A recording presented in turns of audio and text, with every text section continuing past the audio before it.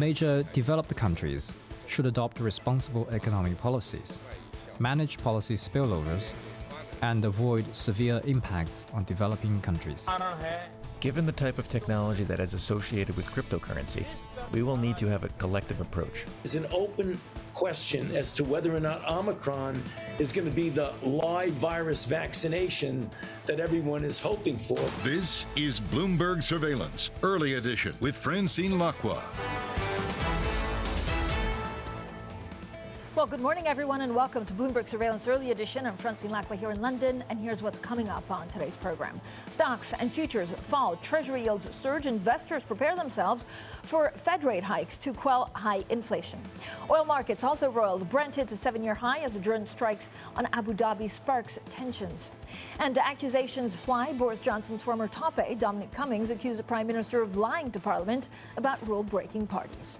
Now, has distrust in institutions also become the new default on global mindset? Well, this hour, we discuss all of this with Richard Edelman, Chief Executive of the world's largest PR firm, Edelman. Send in your questions on IB Plus TV Go, or you can tweet me directly. But first thing is first, because we're seeing a market correction, certainly when it comes to some of the things that we're seeing in terms of fixed income filtering through, a possible correction when it comes to equities. If you look at European equities, down some 1%.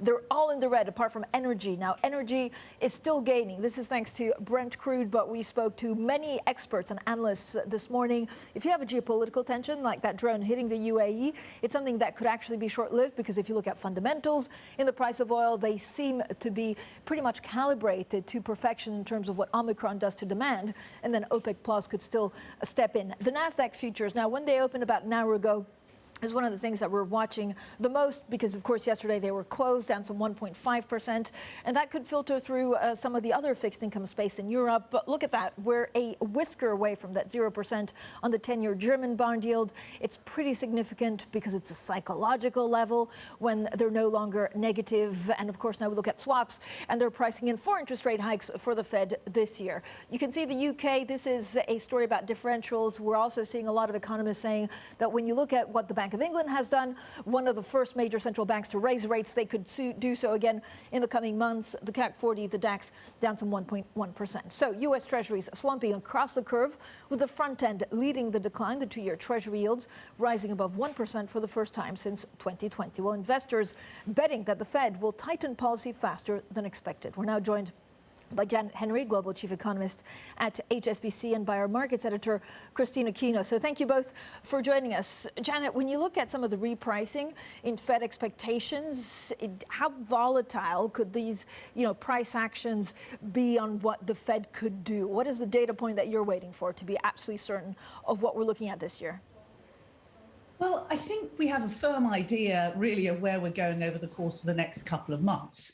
Even before the latest spike in the oil price, we thought that, we would be seeing inflation edge a little bit higher in January and February. I think we've had a very strong steer from the Fed. Obviously, they're going to halt the QE by March. And since December, we've been looking for the first rate rise to start in March. And no matter what happens on inflation, I think the initial moves from the Fed are still only going to be 25 basis points. So really, it's a matter of what happens over the course of the next few months in relation not just to headline CPI prints, but what happens in financial markets, and in particular, what happens in labour markets. Clearly, we've seen a shift from the Fed in recent months. Yes, they've got a dual mandate, but really inflation's the dominant concern from here. Yeah. Their own credibility is in question, and it's the wage price spirals, the fear. But for the next couple of months, I think we know where we're going. Janet, very quickly on inflation, if it's higher than expected or more entrenched, how do you expect Fed policy to adjust? Could we see a bigger interest rate hike? Could we see it, if not sooner, more hikes, but still at 25 basis points? I think we'll see how the year evolves. I think Powell has been very clear that the inflation that the US has is not the type of inflation they envisaged when they first shifted to an average inflation targeting regime. And it was certainly before the big fiscal stimulus, and that, like many of us, they underestimated the scale of the supply disruptions that were pushing up inflation globally.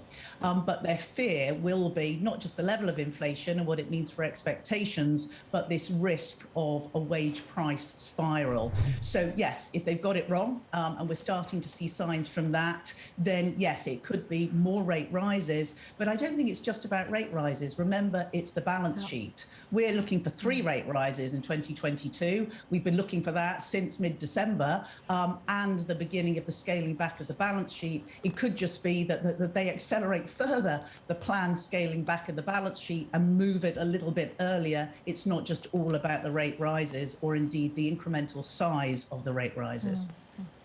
Janet, let's also bring in our markets editor, Christina Kino. And Christina, I guess when you look at some of the repricing in terms of treasuries, I mean, you could argue they still have a long way to go. Absolutely, Francine. You know, I think really what we're seeing now is just kind of a return to that idea of normal policy. It's not even necessarily kind of taking into account the potential Fed tightening cycle that we're about to see here, you know. And so, yeah, there's really also other factors that are kind of counterbalancing this surge higher in Treasury yields. We've spoken a lot about kind of the long-term structural factors that are keeping a cap on yield. And in fact, you know, potentially will still keep them under that Fed terminal rate, that long-term neutral rate that really achieves the balance between growth and inflation. But I think really now it's very much the focus on, again, like Janet was saying, both the pace and also the aggregate size of tightening that we're going to see from the Fed, both from the rate hike side of things as well as the balance sheet runoff side of things. So, Janet, what can you tell us about the labor market in the U.S.? Again, I don't know whether there's a shift because of the pandemic where it goes back to something that we've seen in the past, or whether this labor market is just changed forever. I think there's probably elements of the labour market that have changed forever, but I think there are certain elements of the labour market that will normalise. They're just not going to normalise overnight. A bit like some of the other supply disruptions, and perhaps more so, it could take several years to get back there. We know that more people have left the labour force, but they have still been more concentrated amongst older workers than certainly younger workers. And as much as we're seeing a surge in new business formation, some changing priorities amongst people, and of course, people making alternative means of income, some of those may actually be a little bit more permanent. But some of the older workers, it will be interesting to see how it evolves. It's not just that people are retiring earlier, it's a lot of older workers actually haven't returned to the labour market in new roles, and over time, many of those may start to come back. Christine, in terms of the markets, we're also on, German yield watch with a 10-year possibly touching 0%, which again it's not a huge move, but actually psychologically, it's quite big. Could we be importing inflation from the U.S. to Europe? What are the dynamics for sovereign bond yields? Well, Francine, yeah, it is a momentous moment, despite the fact that, it's mostly symbolic. But no, I think in the question of kind of importing that inflation, Europe has plenty of inflation to deal with on its own. We're talking, of course, about the euro area's own CPI measures hitting those milestones similar to what we're seeing in the U.S. And then, of course, here in Europe as well, we have the energy crisis to deal with, which has really not gone away. And so I think there's very much Europe's own factors that are driving up inflation and feeding off of the broader inflation environment. And of course, Janet, this has huge implications. I mean, when the Fed starts normalizing, it has huge implications for emerging markets. So, how much time do you spend looking at what that means for that part of the world?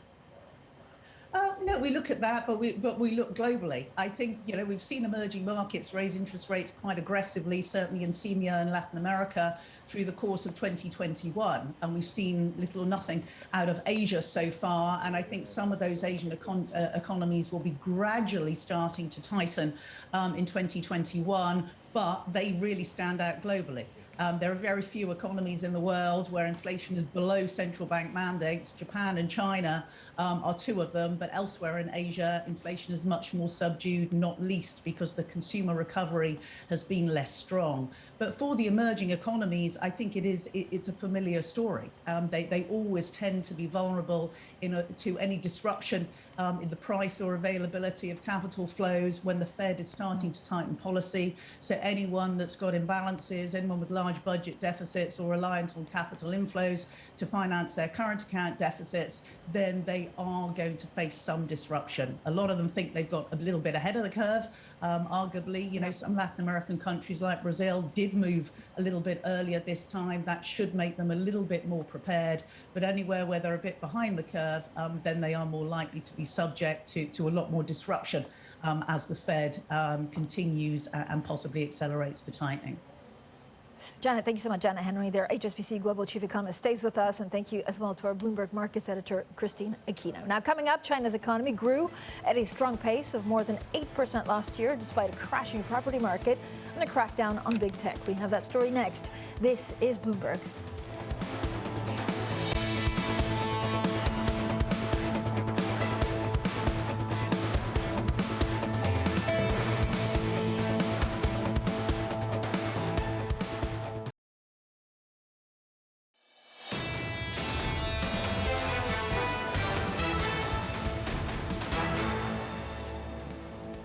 Economics, finance, politics. This is Bloomberg Surveillance Early Edition. I'm Francine Lacqua here in London. Now, China's economy grew at a strong pace of 8.1% in 2021, and that's despite headlines from a crashing property market and a crackdown on big tech. President Xi Jinping says he's confident in China's economic future. The fundamentals of the Chinese economy, characterized by strong resilience, enormous potential, and long-term sustainability, remain unchanged. We have every confidence in the future of China's economy. Well, let's get straight to Janet Henry, Global Chief Economist at HSBC. Janet, a lot of questions about what the PBOC can and will do and whether they're going against the grain by putting monetary policy that's much more accommodative compared to the rest of the world, and whether that actually benefits the rest of the world or whether we should worry more on the growth side. Yes, that's right. I mean, you're right. China is obviously the single biggest driver of global commodity demand. And if we think about every slowdown in China over the recent decades, it's had a massive impact on the global economy.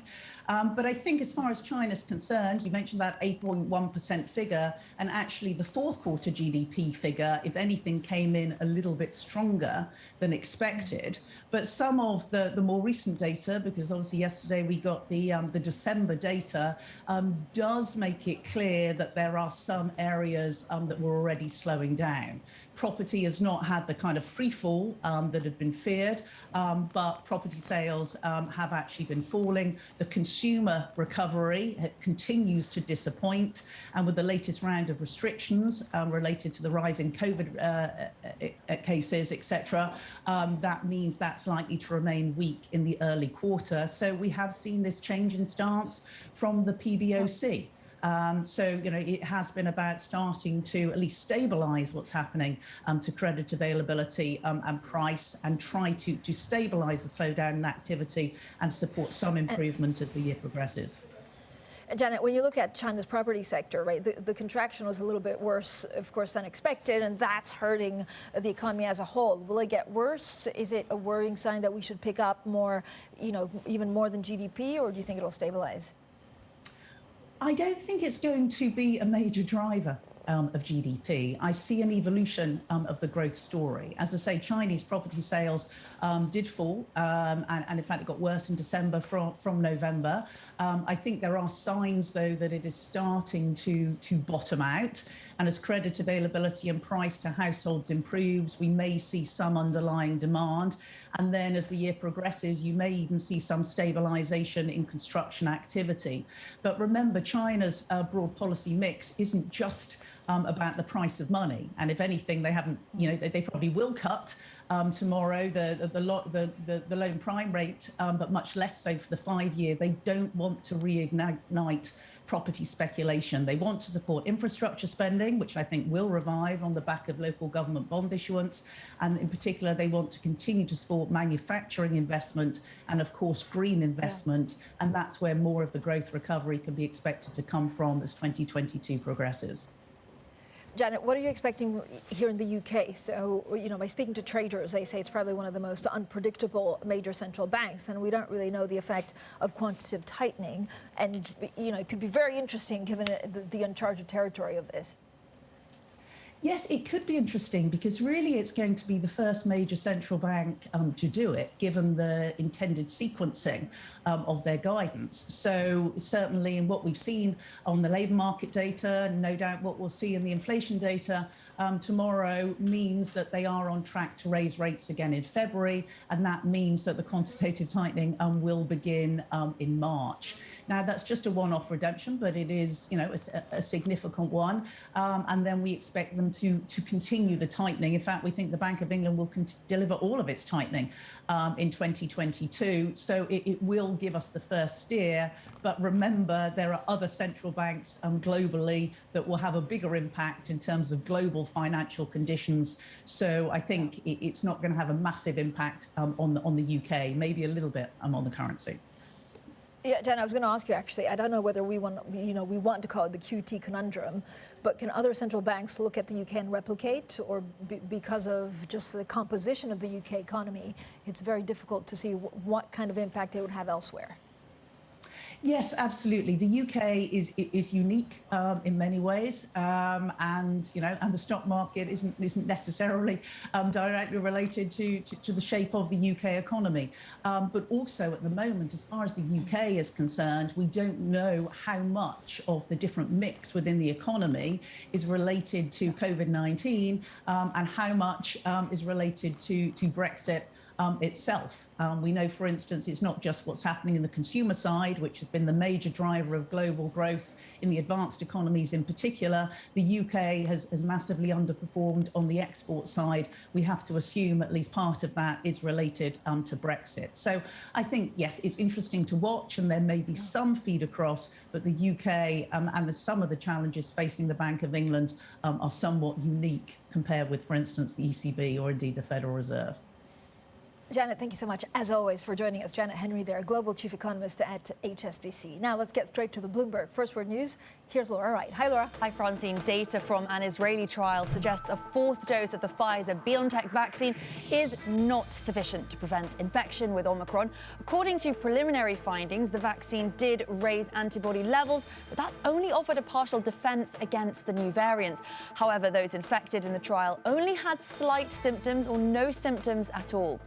Organisers of the Beijing Winter Olympics, which starts in less than 3 weeks, say they won't sell tickets to the general public. Instead, select groups of spectators will be invited to attend and will be required to follow strict virus protocols. Meanwhile, Beijing residents are being urged to wear masks and gloves when opening overseas mail as authorities try to trace a local Omicron case. Global news 24 hours a day on air and at Bloomberg Quick Take, powered by more than 2,700 journalists and analysts in more than 120 countries.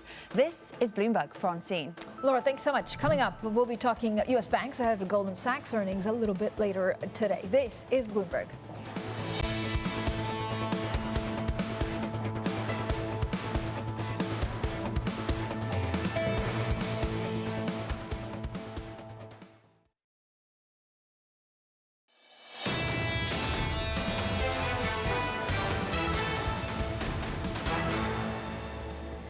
Economics, finance, politics. This is Bloomberg Surveillance Early Edition. I'm Francine Lacqua here in London. Now let's talk about banks, but also the NASDAQ future sell-off seems to be gathering pace as these bond yields are climbing. So the stampede out of these expensive technology stocks may be far from over as bond yields are on the move. If you look at U.S. bank earnings ahead of today, we have Goldman Sachs, we had, of course, Citi, and we had JP Morgan last week. Let's not confuse everything because I'm talking about bond yields. I mean, this should be supportive for banks, but then Goldman Sachs has another set of problems. I guess the issue is for bond yields to be supportive, we need it to run a little bit further. Right. Yeah. So we're not at that point yet, but we saw both Citi and JP Morgan, as you point out, they reported on Friday, their shares fell. The issue is that 2020, the end of the year, which was the comparable, of course, for last quarter, you had this huge trading bonanza. And of course, they don't have it anymore.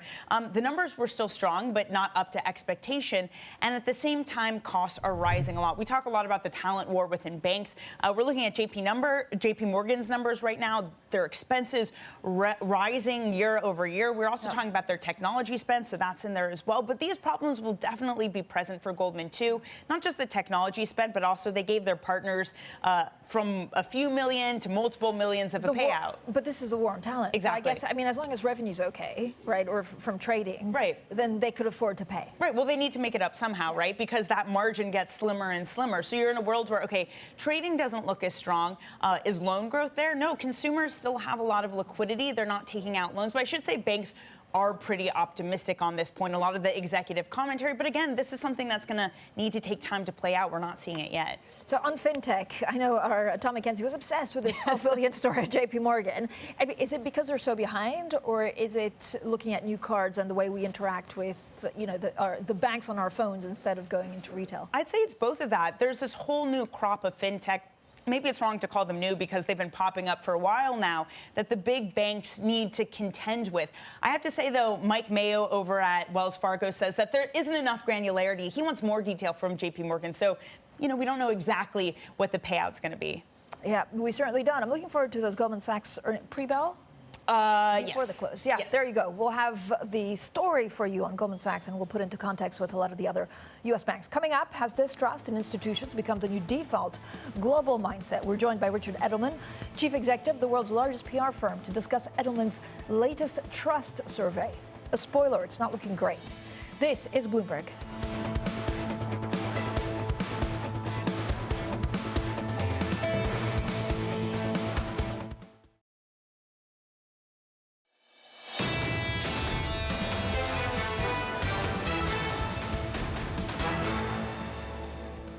Stocks and futures fall, Treasury yields surge, investors prepare themselves for Fed rate hikes to quell high inflation. Oil markets roiled, Brent hits a 7-year high as a drone strike in Abu Dhabi sparks tensions. And accusations fly. Boris Johnson's former top aide, Dominic Cummings, accused the Prime Minister of lying to Parliament about rule-breaking parties. And finally, has distrust and institutions become the new default global mindset? This hour, we discuss with Richard Edelman, Chief Executive of the world's largest PR firm, Edelman. You can send in your questions on IB Plus TV Go. Well, good morning, everyone, and welcome to Bloomberg Surveillance Early Edition. I'm Francine Lacqua here in London. Now, the market's definitely on the move. Let's quickly go into NASDAQ futures, where we see the most exciting moves apart from that yield. Now, the stampede out of expensive technology stocks may be far from over, as bond yields, the biggest threat for high-flying growth stocks, are actually marking a new post-pandemic high. Let's also look at what bond yields are doing, especially here in Germany. Now, it's very clear that if you look at the $1.5 trillion rout in the NASDAQ composite in the first week of 2022, that sent some of the most pricey stocks down 10% or more. The future is now pointing to a lower start, down some 1.9%. But Bunds, definitely the one to watch out for. Again, psychological level, but we're very close to that 0% mark. We're not there yet. We're still, I think, in negative territory. But as soon as it hits zero, that's certainly something that we need to watch out for, because it's psychologically just like the 2-year yield over in the U.S. touching 1%. Joining us to discuss all of the markets is our markets wizard. He's Eddie van der Veld. Eddie, I don't know whether there's a fundamental repricing or whether we'll see dip buyers, but it feels like a big market day. Oh, yeah, absolutely. And I think the bond market, again, just showing that it is the big dog and everybody should be paying attention. As you say, that 0% level in Bund yields, well, it'll be the first time that investors actually get paid by, German lenders since 2019 for locking their money up for 10 years. So, this is it's a very close run thing at the moment. And I do think it will have a psychological effect. We may see some follow through beyond those levels. But what's really interesting to me at these levels is that we're seeing a bit of a bear flattening, right? We're seeing the 2-year rates across the board rising just a little bit more than the 10 years. And what that means, it just shows that what traders are thinking is, yes, the central bankers are going to raise rates because they are worried about inflation, but they may damage growth. And I think that's what the traders are worried about here. And I think, therefore, we could see this run a little bit. So I guess, Eddie, that, it's all about sequencing, and the Bank of England will be the first test because they started hiking earlier, how they get on with this quantitative tightening and what that means for the rest of the world. Yeah, absolutely. And the central bankers will be very sensitive, to their own domestic economies with regards to how far they think and how fast they think they can go. I do think that there is perhaps a play from the central banks coming into the year where they sound ultra hawkish, and that gives them a lot of scope later in the year to deliver some dovish surprises. So if we see the stock market selling off and we see a little bit of panic set in, then the central banks could still deliver, the Fed could still deliver 2 rate hikes and look dovish. And then, you could see equities bounce back, because what really matters isn't the level of rates, it's the level of rates relative to where traders expected them to be. And I think, so I think this could actually be, this is one way or another, it's shaping up to be a very interesting year. Yeah, it certainly is. Eddie, talk to me about oil. Continue to push higher. I know partly this is geopolitics in the UAE. I don't know whether that will be short-lived, like often is the case with geopolitical events on the price of oil, or whether there's something more fundamentally wrong here. Yeah,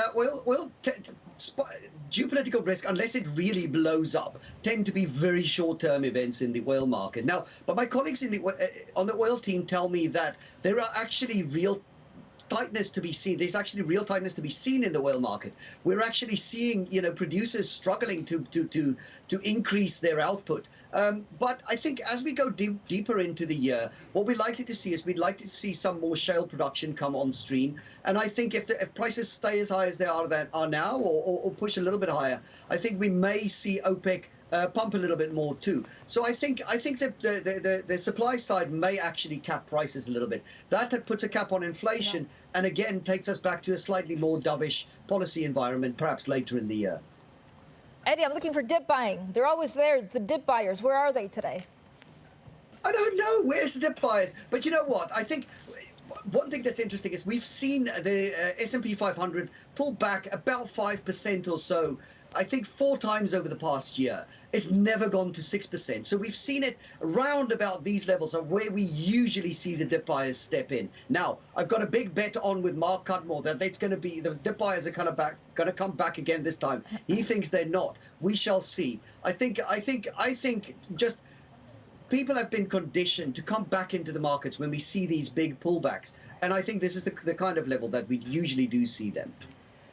Eddie, what did you bet? Is this like gentleman's agreement, or is it? Are we talking hard cash, wine? No, pride. A lot of my pride is on the stake here. All right. I love actually, that Larry Fink wrote his annual letter to chief executives, and this is a quote that really stuck with me, because it's not often that we talk about being woke or not woke when it comes to some of the things that shareholders are looking at. So this is the quote. He says, "Stakeholder capitalism is not about politics. It's not social or ideological agenda. It is not woke." Is everything now being politicized, Eddie, up to how we save the planet, but also maybe how markets move? He's hitting on a really important point there, because, a couple of years back, it was a truism in markets that you kept your politics and your money separate. Your portfolio wasn't decided based on what your political views are, right? You didn't invest in the US because you didn't believe in a Trump presidency or in anything else. You put your money where you think the growth was. Today, investors are a lot more willing to put their money where their principles are. Investors are much more willing to take those principled bets and say, listen, I want the world to be more ethical and more green and more, various other things, and they're willing to invest that way. And I think, money managers are feeling the pressure from the people who allocate money to follow suit. So I think this is something that will reverberate across markets. Fink's onto a big thing here. Eddie, thank you so much. Eddie van der Veld there, our markets guru, never dull. Coming up, has distrust in institutions become the new default global mindset? We're joined by Richard Edelman, chief executive of the world's largest PR firm, to discuss Edelman's latest trust survey. Usually, it's a pretty shocking read. That's coming up next. And you can send in your questions on IB Plus TV Go, or you can also tweet me directly on Twitter. This is Bloomberg.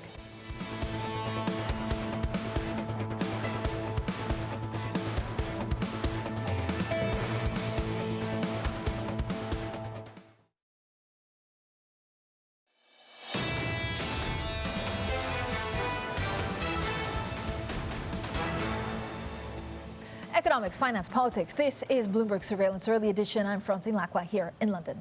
Now, distrust in institutions has become the default global mindset. That's certainly one of the key findings of Edelman's 2022 Trust Barometer survey.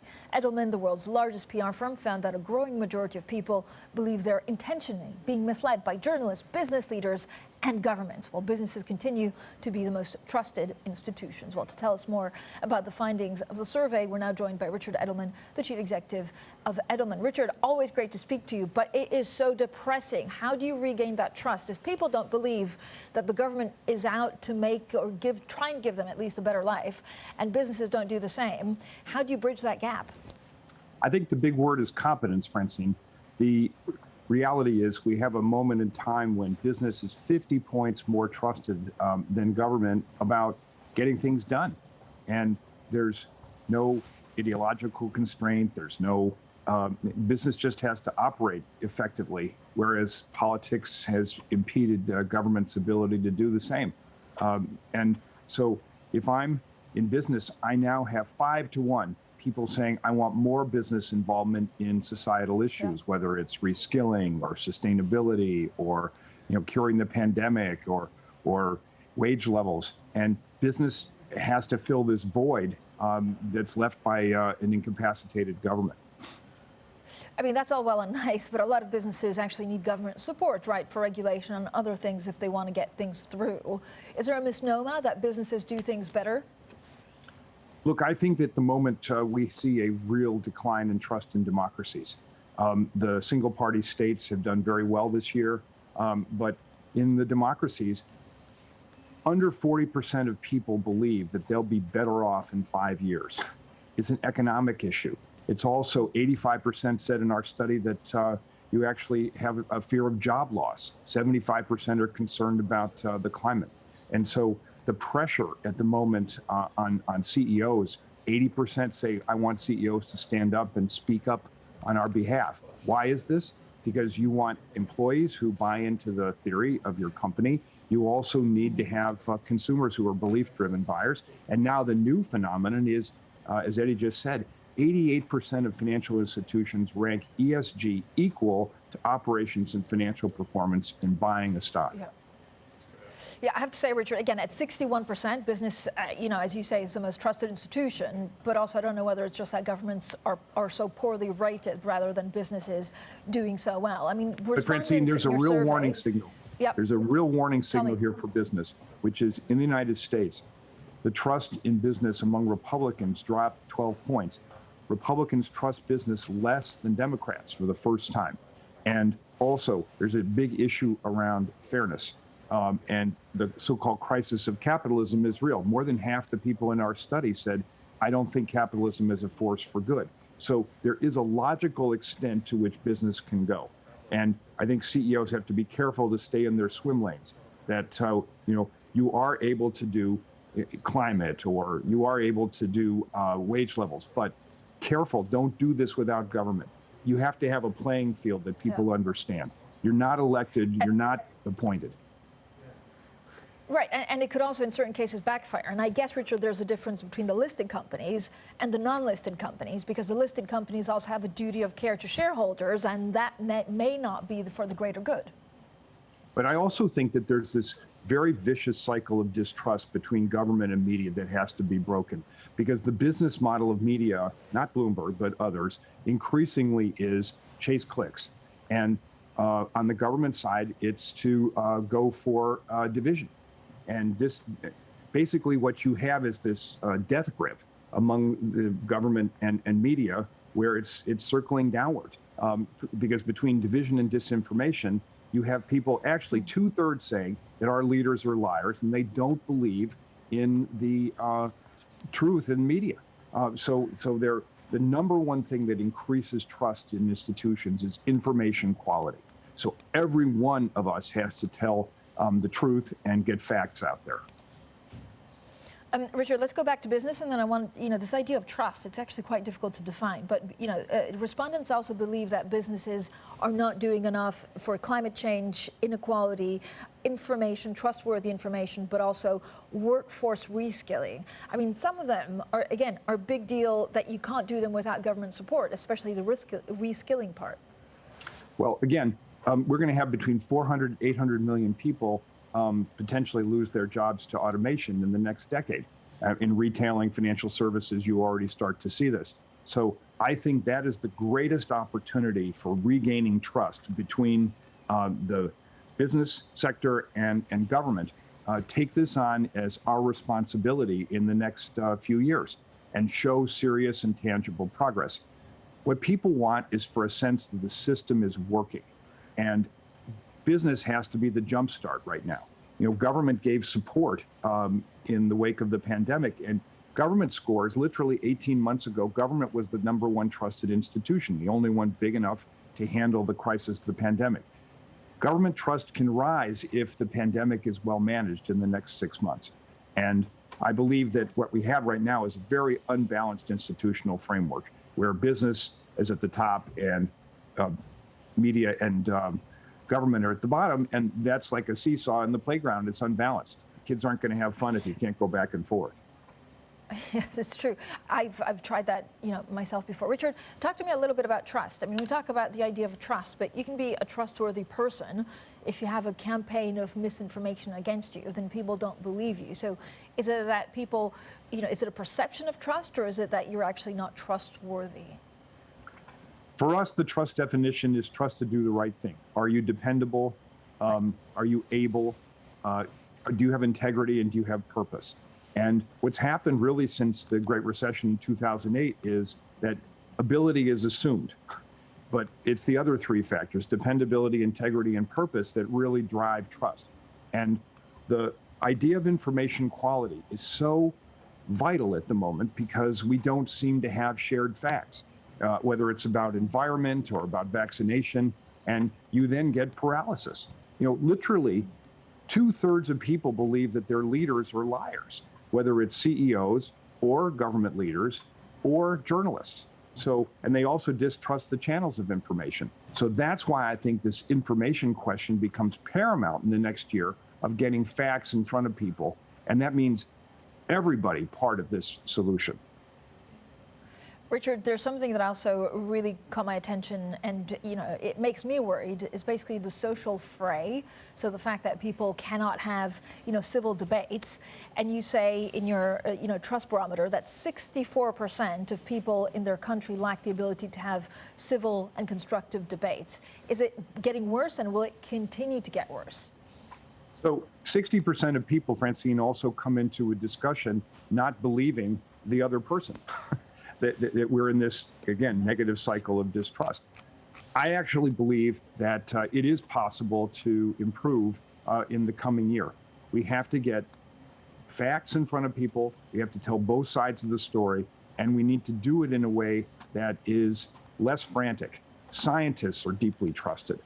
People close to me are trusted, especially my CEO, my employer. 77% trust that institution. 15 points more than business in general. So that means trust is local, and that we have obligation to talk to our employees. Employees are the key to the future of belief, because if we talk to them, then they talk peer to peer, and then we start the system working again. All right, Richard, thanks so much. One day you're going to come on and give me good news about the Trust Barometer, I hope. Next Richard year. Edelman, Chief Executive there of Edelman. Let's hope next year. Now let's also get to your Bloomberg Business Flash. Here's Laura Wright. Hi, Laura. Hi, Francine. EDF has been hit with a credit rating cut and was warned over further downgrades. That's after the French state-controlled utility was ordered by the government to sell more power at a steep discount under action to tackle Europe's energy crisis. EDF plunged on the plans, which could cost it as much as 8.4 billion euros. The Bank of Japan is keeping negative interest rates while adjusting its view of inflation risks for the first time since 2014.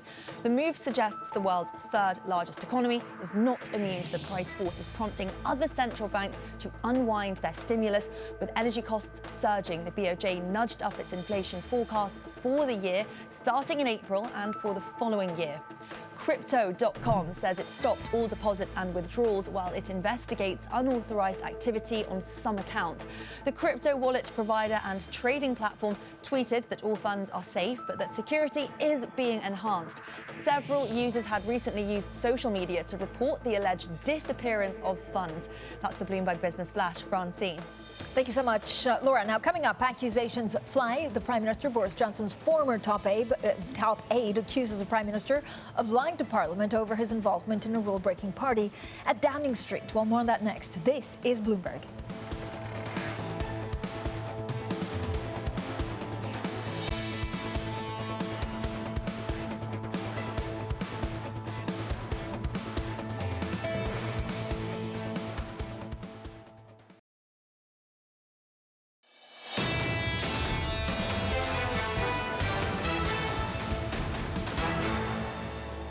Economics, finance, politics. This is Bloomberg Surveillance Early Edition. I'm Francine Lacqua here in London. Now, on to the politics bit.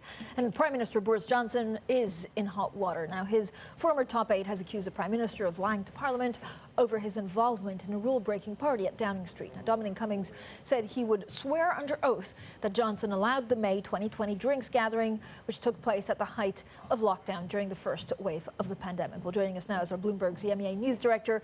He's David Merritt. David, so I looked at the tweet actually on the blog of Dominic Cummings, and the problem is that people maybe believe him, but A, he's an enemy now of the Prime Minister, and also he's not squeaky clean himself. So do people believe and trust him? That's right. Cummings not very popular within the Conservative Party. Cast your mind back to his own confession of breaking lockdown rules and said that he was driving around the north of England with his family in the car to test his eyesight. So he doesn't have a huge amount of credibility with the public and also with the Conservative Party. He's made no secret of the fact he wants to bring down Boris Johnson. He said Boris Johnson is unfit to be Prime Minister. He's been leaking out details of these parties over weeks now. So this is the latest salvo from Mr. Cummings, unlikely to be fatal of itself, because, as I said, everyone knows what his agenda is, and he is not a popular person in the country at large. There you go. We have Boris Johnson not live and not actually photobombing our shot, but the man that's in hot water. Dave, I guess the question is, it all depends on 20 MPs on whether this man stays or goes as head of the UK government, because it's not polls, so it's not the citizens that decide whether he stays or goes. That's right. He's clearly not going to resign. I think he's made that very clear. So the only way for him to leave office is for his own MPs to throw him out. The process is a little bit complicated, but essentially 54 of them need to send in a letter of no confidence. That would trigger a vote in Parliament to see whether he needs to stay. Of course, he could win such a vote. So there are many, many hurdles for them to get through in order for him to leave office. But there's no doubt that dissatisfaction is growing. Many MPs, some have already sent in those letters, many are waiting, and they're saying that publicly. Let's wait and see what this official investigation being done by the senior civil servant, what she has to say. We might know this week, we might know next week. Then we might see a little bit more movement from the ground troops. But is there a deep belief amongst especially, the right-wing party of the Tory party that it's only Boris Johnson that can deliver Brexit, that can deliver, some of the loosening things that we want in terms of the pandemic? So even not making mandatory isolation once you have COVID a thing? Yeah, of course, what's happening at the moment is the numbers on Omicron are really going in the government's direction. They're talking about loosening the rules. And then if this other scandal wasn't unfolding, Mr. Johnson would be crowing about his success in managing to strike that balance between restrictions and the pandemic. But all of that is being drowned out at the moment. But yeah, you're right. Many people in the Conservative Party view Mr. Johnson as the only one who can stitch together this broad coalition to win. Remember, he won that huge election victory just 2 years ago, 2019. Yeah. Loads of people voted Conservative who had never voted before. Why? Because they were voting for him. And if you're a Conservative MP now, you look around the rest of the Parliamentary Conservative Party, who else is able to deliver that sort of result? David, thanks so much. David Merritt there. Certainly UK politics more colourful than Italian politics right now. Now, Bloomberg Surveillance Early Edition continues in the next hour. Matt Miller, Kailey Leinz in New York, Anna Edwards in London. This is Bloomberg.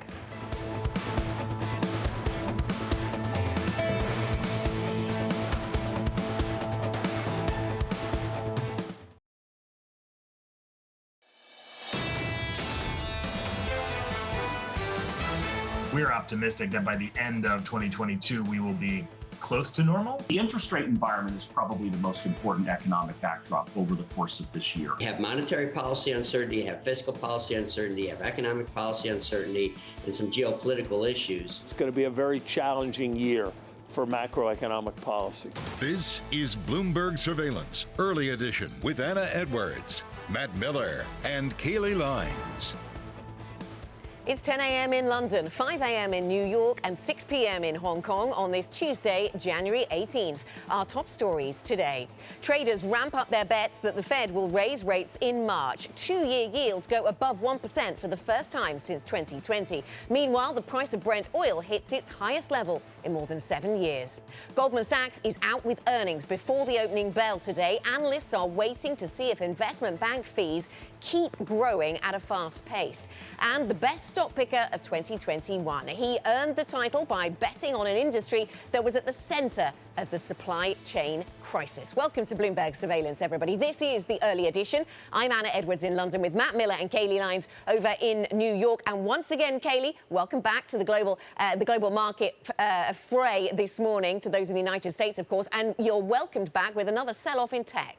Yeah, and a big one at that. NASDAQ 100 futures are down the better part of 2%. I know Matt will really dive into that in just a moment. I would note, though, that the losses weren't as severe in Asia. Yes, broadly, it was a lower day. Hong Kong, Japan equities lower. The MSCI Asia Pacific Index falling about 0.6%. One notable exception to that, though, was China. The CSI 300 up about 1 percentage point. And within that, it was actually infrastructure-related stocks that really outperformed. A benchmark of those up about 4%. And that is on bets that we're going to see more fiscal spending out of China as well to help revive growth in the economy, of course, following the rate cut we got from the PBOC yesterday. And of course, while policy is getting easier in China, it is getting tighter pretty much everywhere else in the world. And that is leading to a really dramatic global bond sell-off led by treasuries, but bleeding through to the Asia Pacific. And one place that happened was in Australia, the short end of the curve, really where we saw a lot of movement, up 6 basis points on the 2-year yield. Finally, of course, with yields moving higher, that is putting pressure on emerging Asian currencies.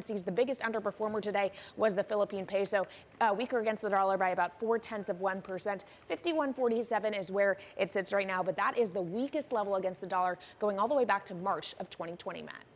All right, very interesting stuff going on in markets today, especially when you look at the U.S. futures picture. Here, S&P futures are down more than 1%, but NASDAQ futures are down 1.75% and have been down 2% today. So we're really on market alert, market watch today. This is all driven, of course, by yields, especially hurtful to tech stocks when they rise in the front end. You can see the 2-year up above 1% now. Again, the U.S. 10-year yield at 182.52. If you take a look at what's going on with oil, it's moving a lot in the other direction. So crude is up. This is NYMEX crude up 1.5%, $85 a barrel. And you see Brent crude up to 87 and change. We're looking at the highest levels in 6-7 years, really since 2014 for oil, as the market is tight in terms of supply and demand is holding up. Omicron hasn't dented it. The Bloomberg Dollar Index, which had been coming down, remember, from 1190 in November to about 1165, is now back on the way up. And what this means is investors are reaching to the dollar for safety. They're looking at it as safe haven. You did see a little bit of strength in the yen as well for a while this morning. The gold price is coming down, but still above 1,800 at 1809.63 right now.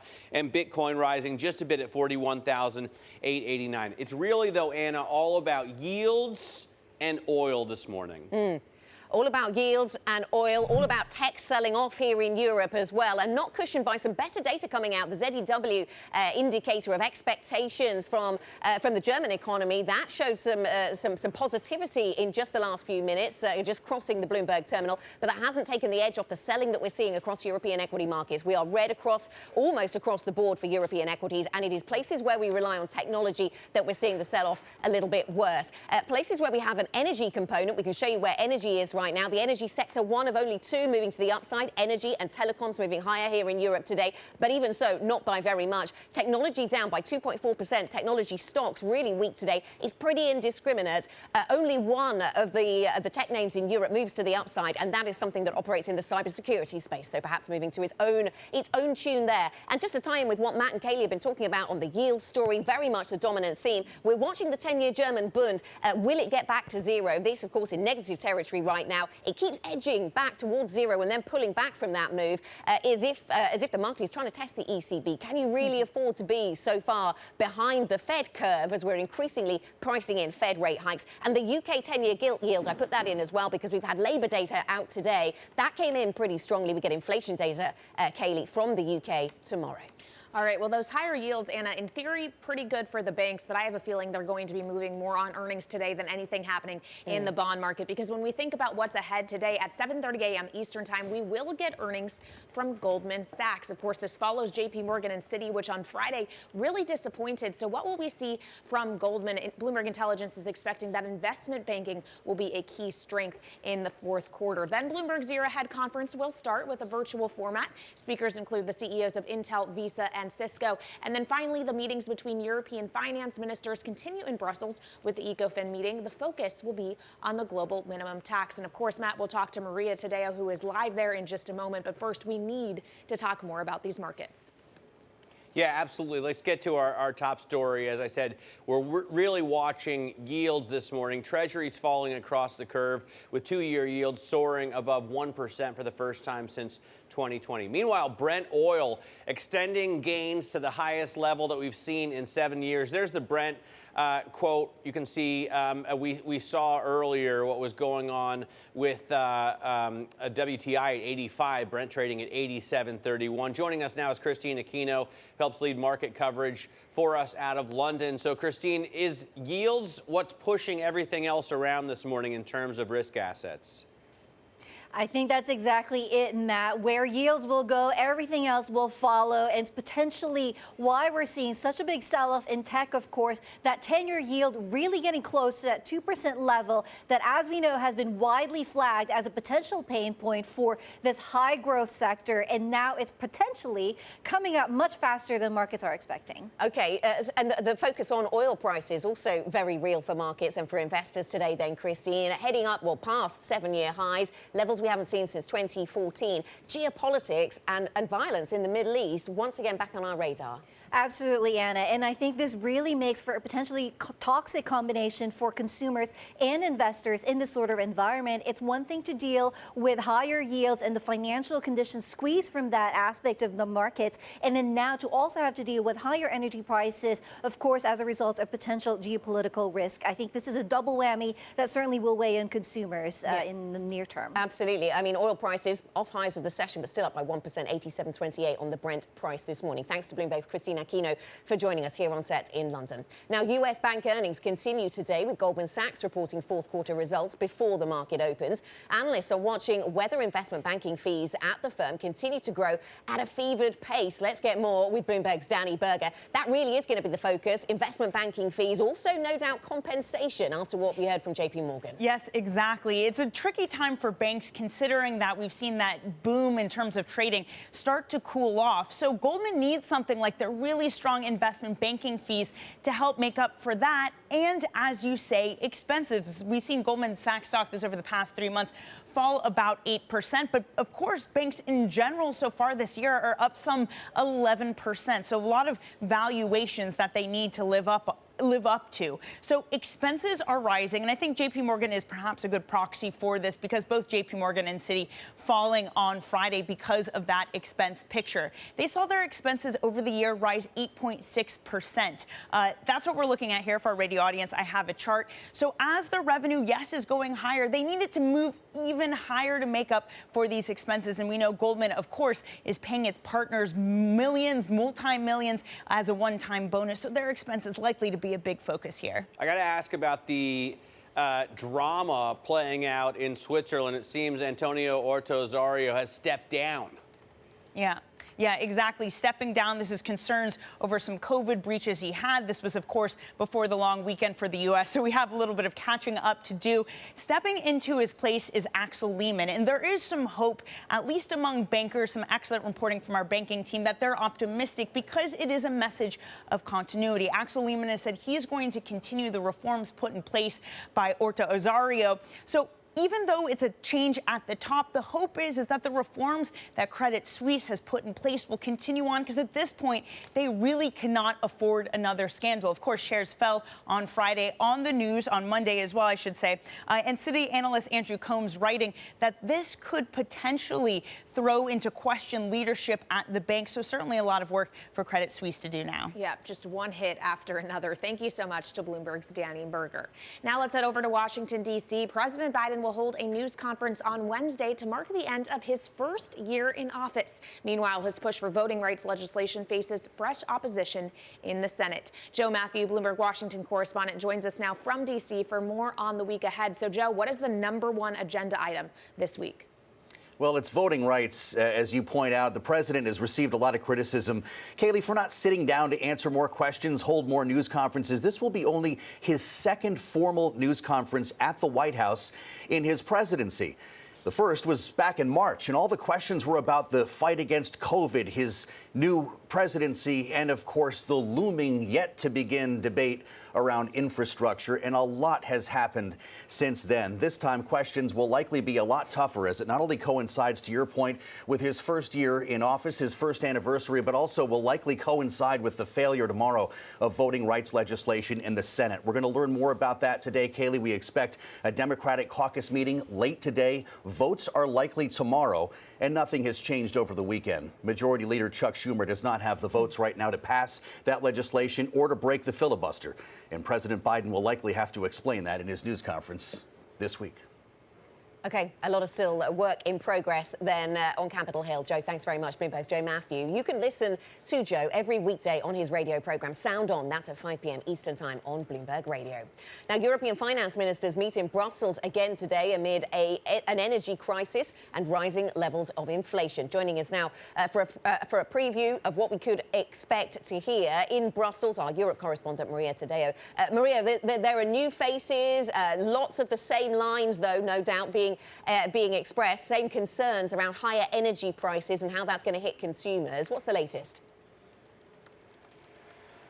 Yeah, Anna, there are new faces here. In particular, I'm thinking, of course, of the German finance minister, Christian Lindner, who's making his big debut here in Brussels. But I would argue the concern is the same for all of the finance ministers that we've been speaking with throughout the morning, and that is inflation and the impact that it could have on households, but also the corporates. We know what it did to EDF on Friday, and that story continues. The stock took a 25% hit. A lot of this, of course, has to do with energy prices, the energy crisis that we're seeing in Europe, particularly in that context of very tense and escalating tensions between Russia and Ukraine. It is interesting, however, this morning I spoke with the Commissioner for Economic Affairs, who told me we still believe this is a one-off. Temporary factors will cool and inflation will cool down, but he did concede it is probably going to take longer than we anticipated. All right, thank you so much to our Europe correspondent Maria Tadeo in Brussels for us this morning. Now let's get back to the markets and take a look at some stocks moving in pre-market trading here in the U.S. And a massive laggard this morning is Farfetch, the online luxury fashion company. It is down a whopping 17% before the bell, already is down about 19% in 2022. The latest news there is the company's former COO is apparently in the running to become the new CEO of ASOS. Everything else moving to the downside largely has to do with technology or anything that has a lofty multiple, given the fact that yields are moving higher, and Tesla is no exception. That stock is down about 2.5 before the bell. But it isn't all bad news this morning, Anna. You are seeing some stocks moving higher, and they have a lot to do with the energy complex, with the boost in oil prices we were discussing earlier on with Christina Kino. One of those is APA Corp. It's higher by about 0.7% before the bell, Anna. Yeah, absolutely. That would reflect the sector breakdown we're seeing here in Europe as well. Now, coming up on the programme, more on the markets with Beata Manthey, Head of European Equity Strategy at Citigroup. Where does the tech sector go from here? And on China, Diana Choyleva, Enodo Economics Chief Economist. As rules get tougher in China ahead of the Olympics, we get the perspective of Enodo Economics. Plus, Stock Picker of the Year. We'll break down the portfolio of Fidelity's Adam Benjamin to see what earned him a spot at the top. This is Bloomberg.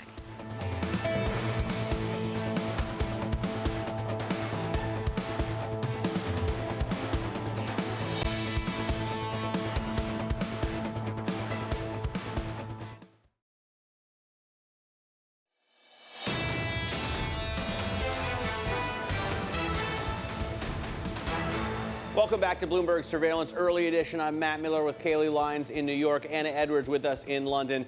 What we are seeing here on Bloomberg Television, and of course we're simulcast on Bloomberg Radio as well, so I'll walk you through those who are only listening, is the 2-year yield. And it has flatlined at close to zero for most of the pandemic, but it is now coming back up above 1% for the first time since the beginning of 2020. And this has wreaked havoc in markets. For this reason, we see tech stocks turning tail and running with the NASDAQ futures down 2%. Lynn Thomason joins us, Bloomberg Markets managing editor for EMEA. And Lynn, what is this global rout that we're seeing being driven by? Is it really higher yields?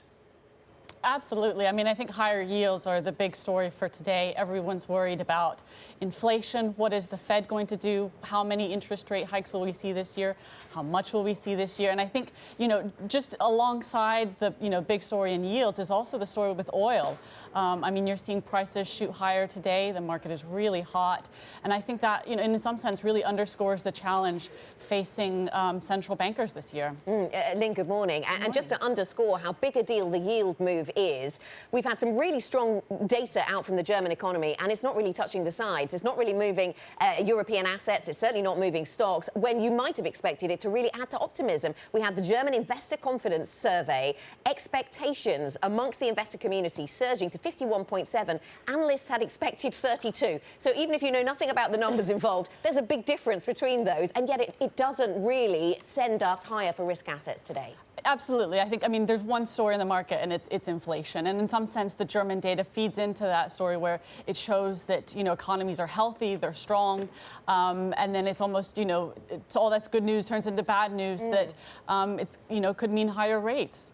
And that's obviously bad for asset prices. Well, and it's bad for big tech in particular. At least that's been the story, Lynn, over the last week or so. Is this going to be the correlation once again? We've seen it before. Yields go up, tech goes down. Yields come in, tech gets a little bit of a breather. I mean, that's certainly what's playing out this morning. And in some sense, it's not just tech that's being hit. It's everything that's being hit.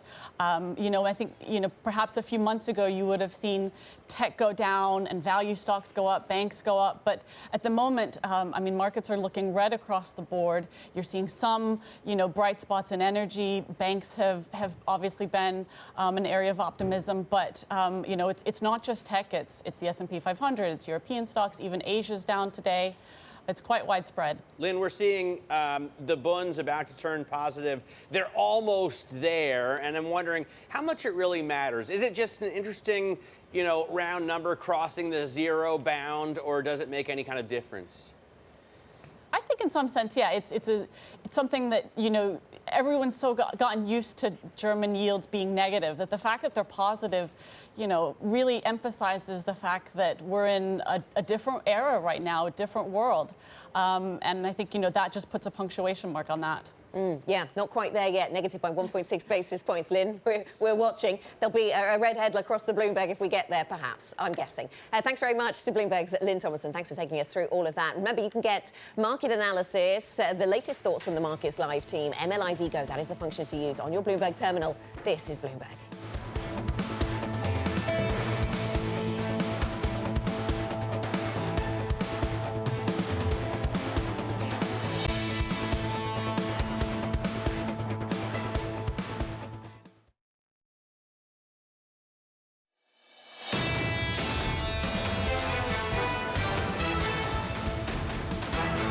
This is Bloomberg Surveillance Early Edition. I'm Kailey Leinz with Matt Miller in New York and Anna Edwards in London. Now let's get the first word news. And major U.S. airlines are warning of catastrophic disruptions from Wednesday's scheduled rollout of 5G wireless service. A trade organization urged government regulators to prevent 5G from being implemented within 2 miles of where aircraft fly. Airlines are worried the new signals could interfere with aircraft instruments. In China, the housing slump keeps taking its toll on the economy. The property sector shrank at a faster pace in the final 3 months of the year. Output in the real estate industry declined 2.9% in the fourth quarter. The British government reportedly may end mandatory self-isolation for positive COVID cases as early as March. According to the Guardian newspaper, authorities also plan to end most other restrictions, including remote working guidance and COVID passports. That's seen as a sign that Prime Minister Boris Johnson is prepared to let the UK live with the virus. And a study from Israel found that a fourth dose of the Pfizer-BioNTech vaccine was not enough to prevent infection by the Omicron variant. Researchers say the vaccine did raise antibody levels, but that only offered a partial defense against Omicron.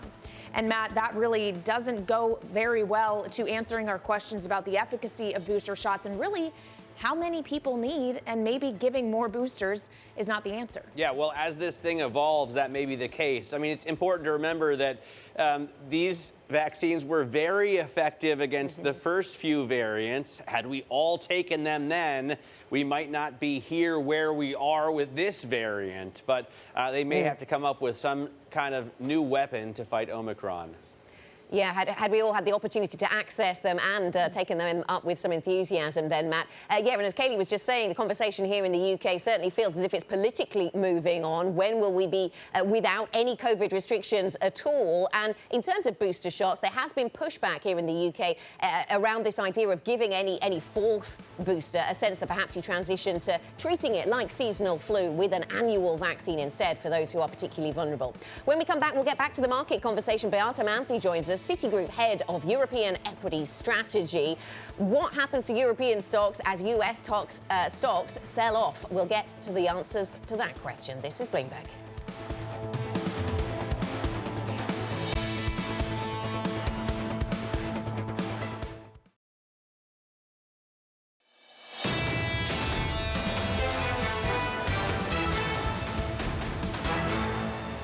This is Bloomberg Surveillance Early Edition. I'm Anna Edwards in London with Matt Miller and Kailey Leinz in New York. Here's what you need to know.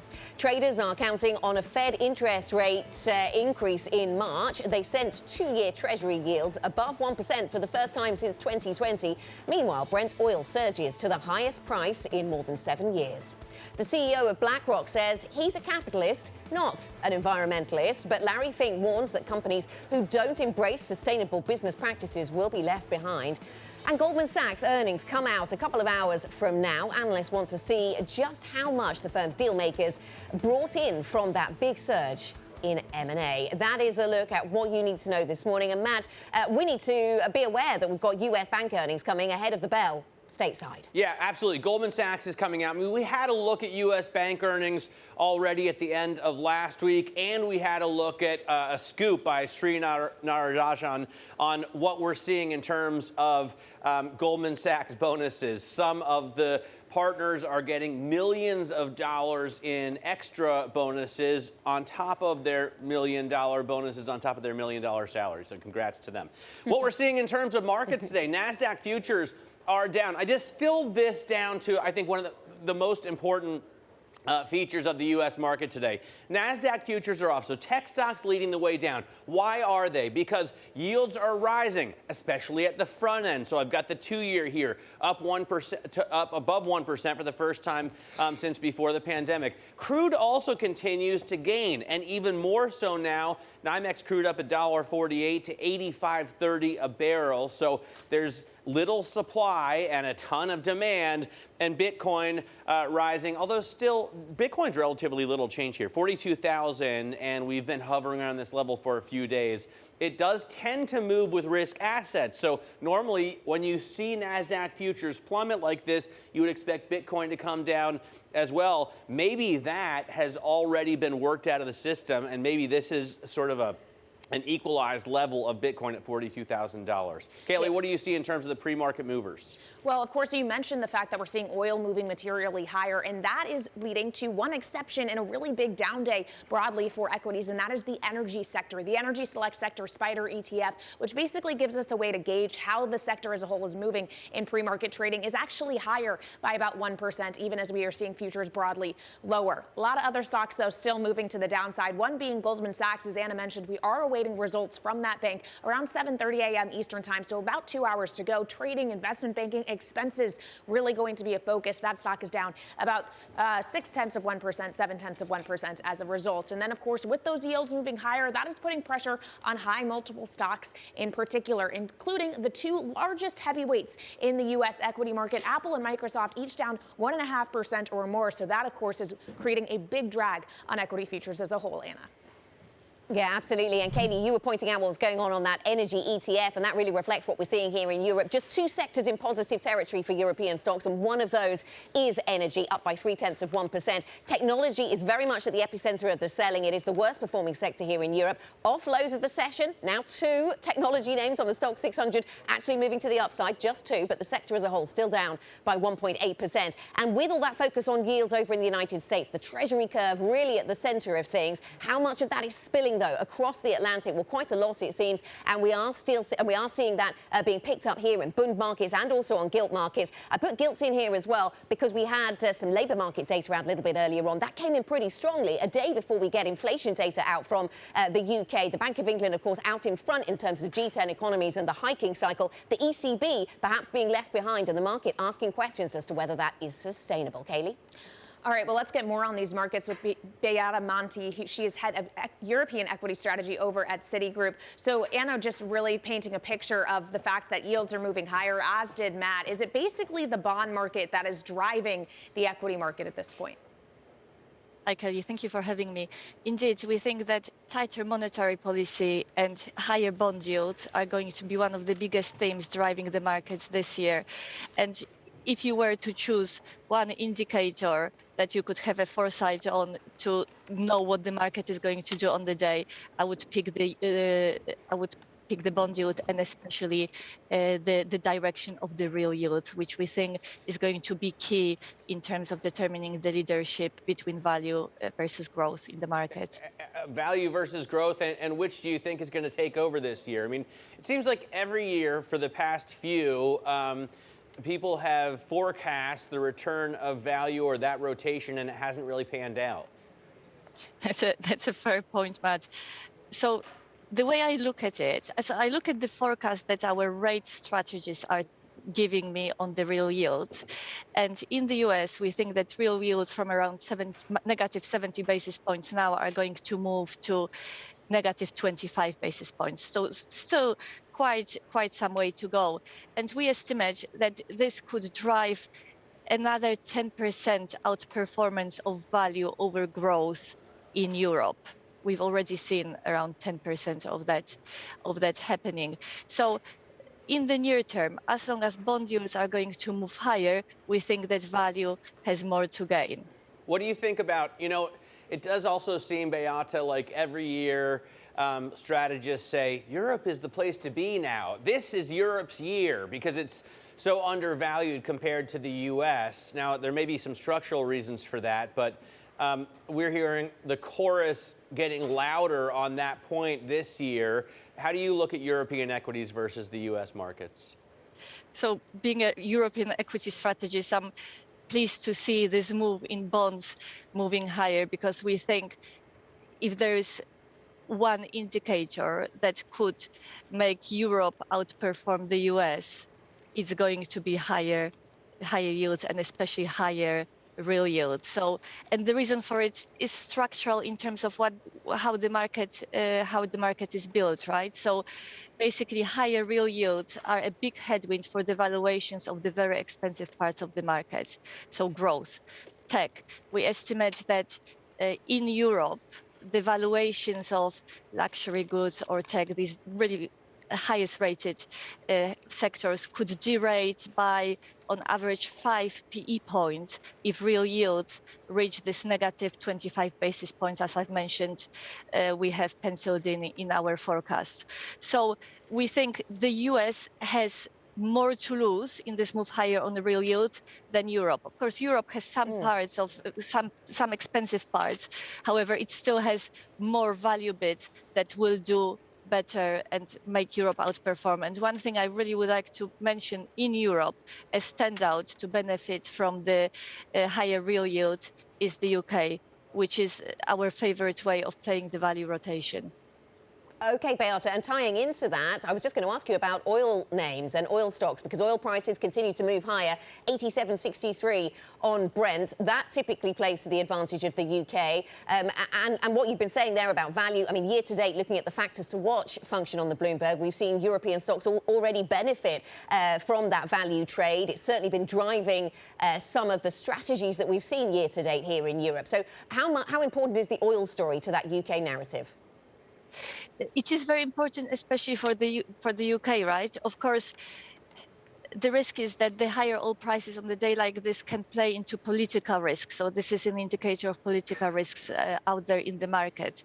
However, from the weighting perspective of the market, the UK is the one to benefit the most. So we like the commodity space between energy and basic resources. We prefer basic resources because there is also a bottom-up story there that could push the sector higher. Okay, so you prefer basic resources. You talked there about political risk. We have a number of elections that lie ahead here in Europe, Beata. Do any of those strike you as crucial in terms of the outcome and in terms of how markets perceive political risk? What are you going to be watching for? So, as you mentioned, we have quite a few important elections coming through this year. However, we think so. We are used in Europe to this of watching these big events and risks around the events, the elections themselves. We think this year is going to be different for Europe. So we don't see too many risks for the markets from the presidential elections in Italy or later presidential elections in Europe. So we think, if anything, it's a positive step for the markets. The outcome should be a normalization for the equity markets and really a reason to buy these particular markets, if anything.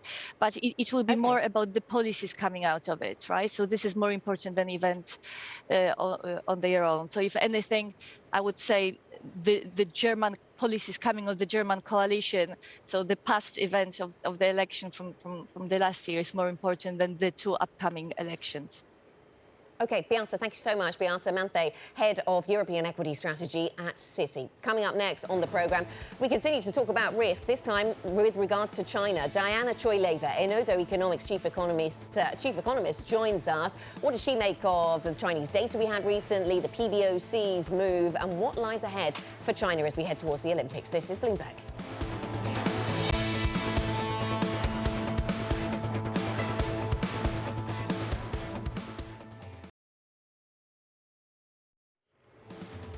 This is Bloomberg Surveillance Early Edition. You're looking live at the principal room.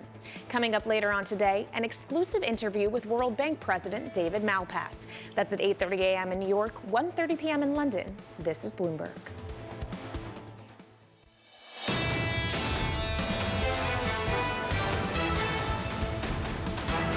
This is Bloomberg Surveillance Early Edition. I'm Matt Miller with Kailey Leinz in New York and Anna Edwards in London. Now, China's President Xi Jinping is calling on nations to secure global supply chains and prevent inflation shocks. The call for stability comes as Xi prepares to secure a third term in power. Joining us now to talk about the economy in China is Diana Choyleva, Enodo Economics Chief Economist. And Diana, you know, it's interesting. I've always thought of China in a very rudimentary sense as a command economy, meaning that the party can basically pull levers and make the economy grow at whatever speed it likes. They now have some exogenous shocks that they can't control, like COVID, as much as they would like to be able to. How much in control of the economy is President Xi still?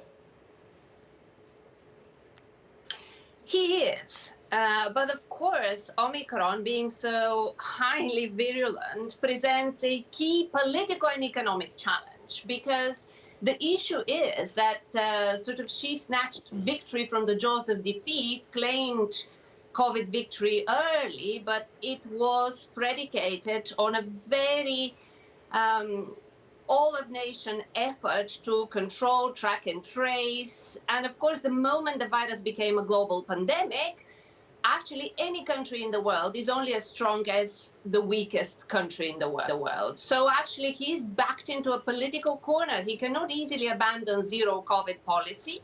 And at the same time, we have now the largest migration on the planet with the Chinese New Year. We have the Beijing Olympics. It will be a real test. If it was not for Omicron, actually, the authorities have started throwing money at the economy and would have been successful at getting decent growth in H1. Well, Diana, let's talk more about Omicron, because Goldman Sachs last week cut its estimates for growth for China for the year down to 4.3% due to the variant and the lockdowns that have resulted. What is your estimate of the growth impact that will have? Well, look, it's highly uncertain. It's almost impossible to figure out how it will impact. So I think there is even no point. What we do know, though, is that we have to monitor those developments very closely and assess, first of all, the political damage and how the authorities will respond. Already we see calls from the central government to local governments saying, look, don't be too strict, judge how you deal with lockdowns and Omicron and all of that, but at the same time ensure that you don't stamp out consumer spending during the Lunar Year holidays. Actually, consumer spending has been in the doldrums in China, and it's really key, if the economy is to grow sustainably in the future, that the authorities try and do everything they can to foster it. Unfortunately, they're doing the exact opposite. Diana, what you were just describing there about the communications between central and local government, is that the policy of dynamic clearing that some people have been writing about and suggesting this is a bit of a pivot away from the COVID zero policy? Would that be to overstate it? I think it would be, because essentially it's just a PR exercise. Clearly they cannot have zero COVID, so now they have renamed it as dynamic clearing. But that's not a clear-cut abandonment of the policy of trying to keep it as low as possible and address it instantaneously if necessary with lockdowns. So it is not as yet a change in the policy. It's just a bit of window dressing, because clearly absolute zero is impossible. How do you expect the Olympics to go, Diana? Oh, I'm really worried that we could sort of have a political altercation around it. I mean, obviously there is the diplomatic boycott by some countries, but in these strict conditions with the danger of Omicron, how will the athletes, international athletes, be treated? The potential, I think, for something coming out of the Olympics that has serious geopolitical repercussions is there, definitely there. Yeah, you certainly don't need much imagination to think there could be a bit of a culture clash when athletes descend. Diana, thank you so much for joining us. Diana Choyleva, Enodo Economics chief economist, and of course, I mean, in the context of the way that COVID is handled in China versus elsewhere. Now, coming up on this programme, the best stock picker of 2021, how he earned the title by betting on an industry that was at the centre of the supply chain crisis. We've been writing about him and getting his insights. More next. This is Bloomberg.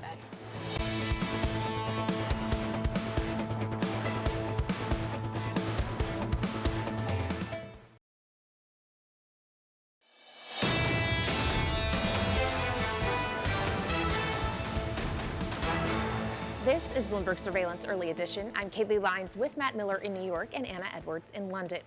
Well, the best stock picker of 2021 scored a rare trifecta of money management, and he did it by betting on a sagging semiconductor industry whose shortages contributed to the worst supply chain woes in memory. Matt Winkler, Bloomberg editor-in-chief emeritus, joins us now for more on his latest column on Fidelity's Adam Benjamin. So, Matt, we all know about the semiconductor shortage. We've covered it extensively for the last year and change here on Bloomberg Television. How did he play it better than everyone else? Well, he's been doing it for 20 years plus, he would say. This is something or a subject that he's been following really since he became a money manager. And it goes all the way back really to the turn of the century. So if you think about it that way, he probably knows more than most of us do about semiconductors. And what he did in the past year was an example of the benefits of active management. You know, he invested heavily in some stocks like Marvell, in NVIDIA, and he lightened up on some other stocks like Intel. And the result of that combination made his performance unbeatable. What's the trifecta? The trifecta is that if you look at last year, you had energy and autos, of course, leading the stock market. He, of course, manages only semiconductors. So he not only beat his own category, the benchmark for semiconductors, he also beat energy, he also beat automobiles.